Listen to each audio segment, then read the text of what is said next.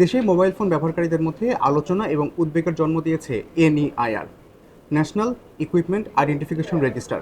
যে রেজিস্টারে একজনের আইডি কার্ডের বিপরীতে 40 থেকে 50টি পর্যন্ত মুঠোফোনের রেজিস্ট্রেশন দেখা যাচ্ছে।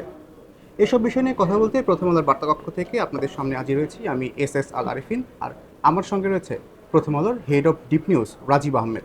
রাজীব আহমেদ, আপনাকে স্বাগতম। প্রথমে আপনাকে জানতে চাই যে আলোচনা হচ্ছে কালকে থেকে সোশ্যাল মিডিয়াতে অনেকেই লিখছেন এনইআইআর নিয়ে। এই এনইআইআরটা কি এবং এটা দিয়ে আসলে কি কাজ হয়?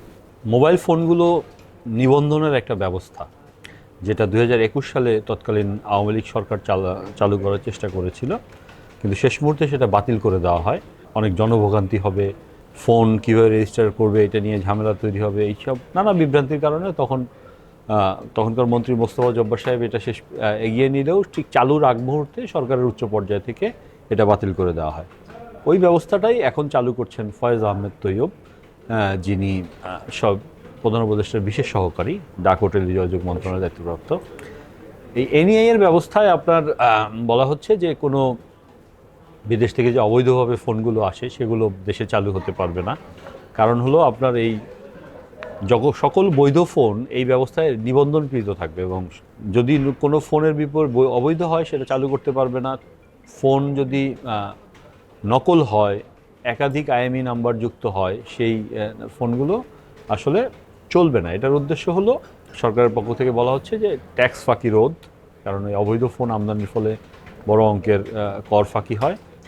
আরেকটা হলো অপরাধ দমন, এই যে এই ফোনগুলো ব্যবহার করে যারা অপরাধ করে তাদেরকে যাতে তারা অবৈধ ফোন ব্যবহার করে অপরাধ করতে না পারে সেটা দমন। তার মানে আমরা সোজা কথা বলতে পারি যে এটা একরকম একটা রেজিস্টার পদ্ধতি, যেখানে রাষ্ট্রীয়ভাবে দেশের যত মোবাইল ফোন রয়েছে সেটার তথ্য তাদের কাছে থাকছে।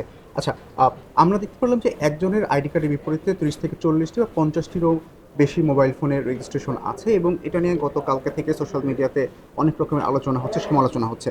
এবং তিনি দাবি করছেন যে তিনি হয়তো 4-5 বছর আগে একটি মুঠোফোন কিনেছেন, কিন্তু তার নামে এই যে এত বড় সংখ্যক একটা মোবাইল ফোন রেজিস্ট্রেশন হয়েছে বলে সরকারের নথিতে দেখা যাচ্ছে।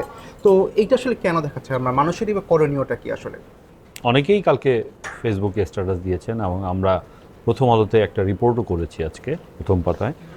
তো দেখেন, মাসুম বিল্লাহ ভুইয়া নামে এক ব্যক্তি তার ভেরিফাইড ফেসবুকে লিখেছে যে তার জাতীয় পরিচয়পত্র দিয়ে 53টি মোবাইল ফোন নিবন্ধন করা হয়েছে। চলতি মাস ডিসেম্বরে নিবন্ধিত হয়েছে 42টি, যদিও তিনি দেশ থেকে মুঠোফোন কিনেছেন 4 বছর আগে। এরকম আরও অনেক আছে।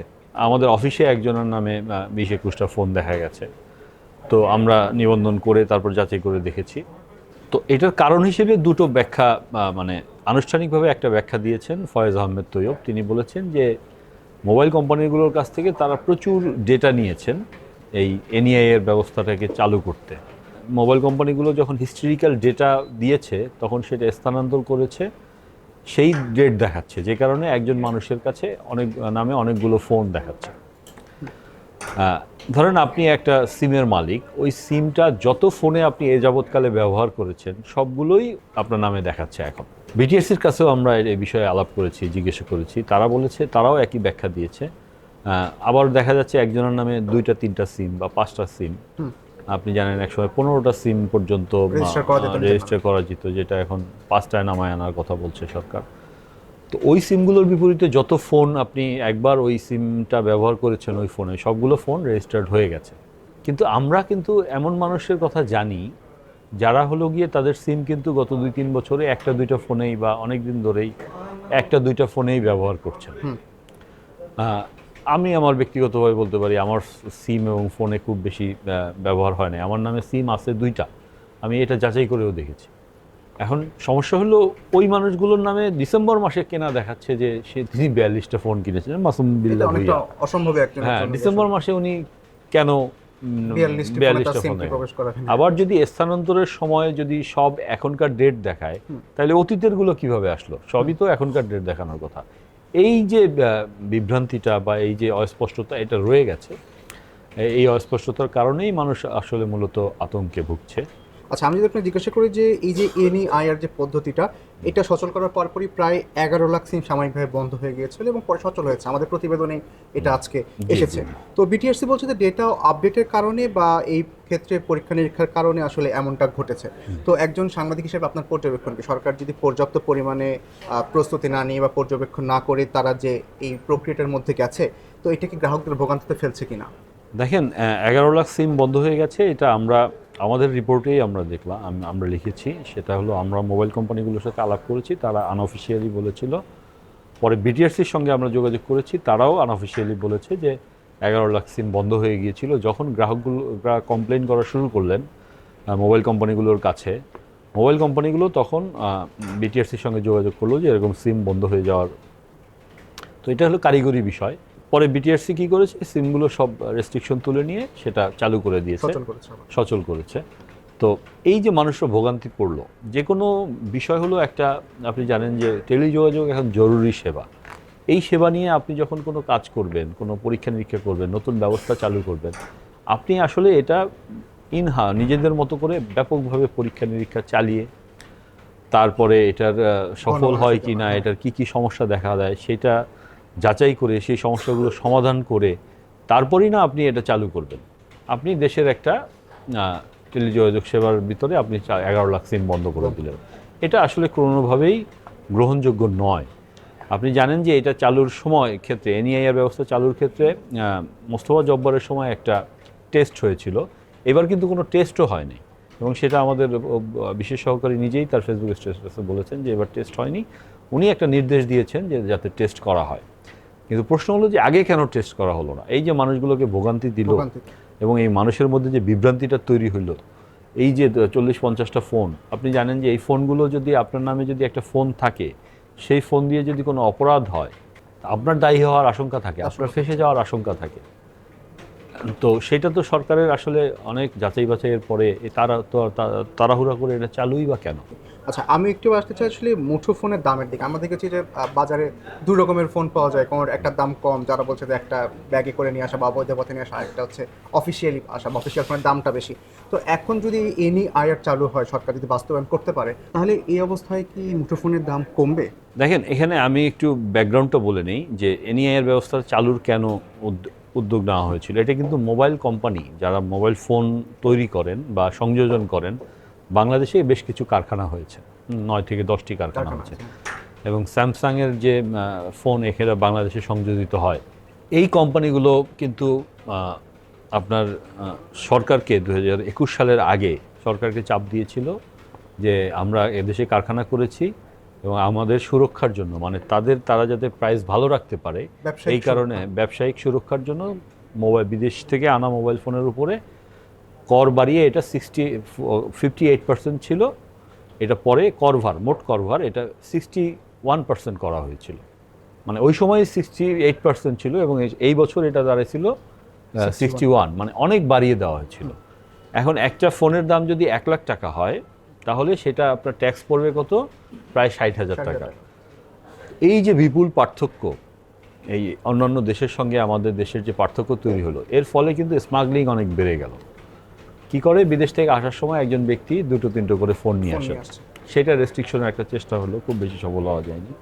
আবার অবৈধভাবে আমদানি হয় কর ফাঁকি দিয়ে, সেটা রেস্ট্রিকশনের চেষ্টা হলো, সেটা সফল হয়নি। তারপরে আপনার ভারত থেকে আসার সময় বা অন্য দেশ থেকে আসার সময় নানাভাবে ফোন আসে, আসে, সেটা রেস্ট্রিক্টেড করার চেষ্টা করা হয়েছিল, সেটা সফল হয়নি।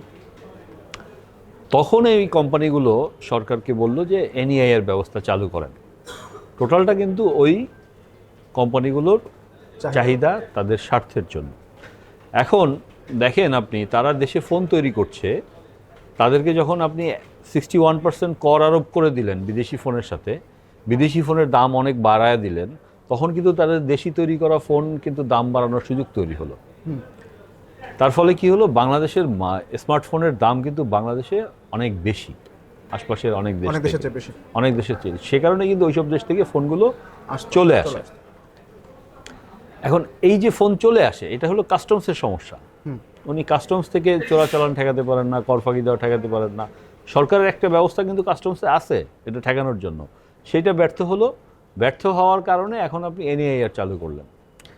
এনআইআর চালু করার ক্ষেত্রে যেটা সবসময় বলা হচ্ছিল, সরকারের এটা ভালো উদ্যোগ যে বৈধ ফোনের যেটা সেটা ট্যাক্স কমানো, এবং আমরা দেখলাম যে সরকার বৈধ ফোনের উপর কর কমানোর ঘোষণা দিয়েছে। আমাদের প্রেস সচিব সাহেব, অন্তর্বর্তী সরকারের প্রধান উপদেষ্টা প্রেস সচিব ঘোষণা দিয়েছেন, শফিকুল ইসলাম আলম, তিনি বলেছেন যে কর কমার ফলে এখন যেটা দাঁড়াবে 61 থেকে এটা 43-তে নেমে আসবে টোটাল ট্যাক্স। 43-তে নেমে আসবে, তাহলে আপনার ফোনের দাম আসলেই কিছুটা কমবে বৈধ ফোনের। আচ্ছা, কিন্তু যে ফোনটা ট্যাক্সবিহীনভাবে আসে সেই ফোনটার সাথে পার্থক্য তারপরেও কিন্তু ওই 40% পার্থক্য থেকে যাচ্ছে। এখন আবার অনেক ব্র্যান্ডের ফোন, অনেক মডেলের ফোন যেটা বাংলাদেশে আসলে বৈধভাবে বিক্রি হয় না, অনেক মডেল আছে, কারণ এখানে তার ডিলার নাই বা নাই। এই ফোনগুলোর কি হবে সেটার একটা প্রশ্ন, সেগুলো বাংলাদেশে কিভাবে আসবে, আসলে আসবে কিনা সেটা একটা প্রশ্ন। মানে ফোনের দাম কমবে, যেটা শোরুমে আপনি বিক্রি করেন নির্ধারিত পরিবেশকের মাধ্যমে বা কোম্পানির নির্দিষ্ট শোরুমে বিক্রি করেন, সেটার দাম কিছুটা কমবে। এখন যে আনঅফিসিয়াল ফোন সেটা যদি আসা বন্ধ হয়ে যায়, আলটিমেটলি কিন্তু ওই আনঅফিসিয়াল ফোনটা আর পাওয়া যাবে না, ফোনের দাম বাড়বে, আনঅফিসিয়ালটার দাম বাড়বে, অফিসিয়ালটার দাম কমবে। তো যারা আনঅফিসিয়াল ফোন কিনতেন তারা কিন্তু আসলে ওই আগের মতো কম দামে পাবেন না, এখন তাকে বাধ্য হয়ে অফিসিয়াল ফোন কিনতে হবে। আচ্ছা, এই যে মোবাইল ফোন এবং সিম কার্ড, একটা সিম কার্ড দিয়ে ধরেন আমাদের মোবাইল ব্যাংকিংয়ের কাজ করছি, যাবতীয় আমাদের সব কিছু এখন বলতে গেলে মোবাইল ফোন কেন্দ্রিকই হয়ে যাচ্ছে আমাদের। সেই সঙ্গে এখন আইনশৃঙ্খলা বাহিনী কোনো অপরাধ ঘটলে মোবাইল ফোন ট্র্যাক করে বা সিম ট্র্যাক করে তারা অপরাধী শনাক্ত করছে। তো এনআইআর চালু হলে কি আসলে তাহলে আইনশৃঙ্খলার দিক থেকে অপরাধ কমানোর ক্ষেত্রে কোনো সুবিধা হবে কিনা? দেখেন, 2016 সালে যখন তারানা হালিম ছিলেন ডাক ও টেলিযোগাযোগ প্রতিমন্ত্রী, উনি যখন বায়োমেট্রিক ব্যবস্থা, মানে আপনার আঙুলের ছাপ দিয়ে সিম কেনার ব্যবস্থা চালু করেন, তখন কিন্তু বলেছেন অপরাধ দমন করবেন। কিন্তু অপরাধ কি দমন হয়েছে? প্রতারণার শত শত ঘটনা ঘটছে। জিনের বাচ্চার ফোন কি এখন আসছে না? আসছে। ওই ফোন নাম্বার আমি জানি যে এই নাম্বার দিয়ে আমাকে প্রতারণা করছে। এখন পুলিশ যদি না ধরে তাহলে কি সাধারণ মানুষ গিয়ে ধরবে? বিষয়টা হলো আপনি এনফোর্স করছেন কিনা। আপনার কাছে কিন্তু টুল অনেকগুলো আছে, আপনি এনফোর্স করছেন কিনা। মানে এই ব্যক্তি প্রতারণার শিকার হলেন, 10,000 টাকা নিয়ে গেল কবিরাজি চিকিৎসার কথা বলে বা অন্য কোনো কথা বলে, সেই 10,000 টাকা উদ্ধারের জন্য কি আপনি ওই গ্রামে অমুক প্রতারককে গিয়ে ধরবেন কিনা? বাংলাদেশে সাধারণত ধরা হয় না, যেটা নিয়ে আলোচনা হয় সেটা ধরা হয়। এবং বড় চক্রও রয়েছে, বড় চক্রও রয়েছে, নানাভাবে প্রতারণার শিকার হয় মানুষ। আপনার মানুষের ব্যক্তিগত ডেটা তো এখন অনলাইনে অ্যাভেলেবেল, ফোন দিয়ে নানা প্রতারণা করে। তো আমার মনে হয় না যে এই অপরাধ দমনটা হ্যাঁ, অবশ্যই সংশয় থেকে যাচ্ছে, কারণ অপরাধীকে আপনি জানবেন, তার মুঠোফোন নম্বর, তার ফোন কোনটা সেটা আপনার কাছে থাকবে, কিন্তু আপনি ধরবেন কিনা আমাদের ধরার তো আমি দেখি না। ধন্যবাদ রাজীব আহমেদ আমাদেরকে সময় দেওয়ার জন্য। জি, ধন্যবাদ। দর্শক, আজকের মতো আমরা এখানে বিদায় নিচ্ছি। আগামীকাল আবার হাজির হব নতুন কোনো বিষয় নিয়ে, নতুন কোনো অতিথির সঙ্গে। সে পর্যন্ত ভালো থাকুন, নিরাপদে থাকুন, আর প্রথম আলোর সঙ্গে থাকুন।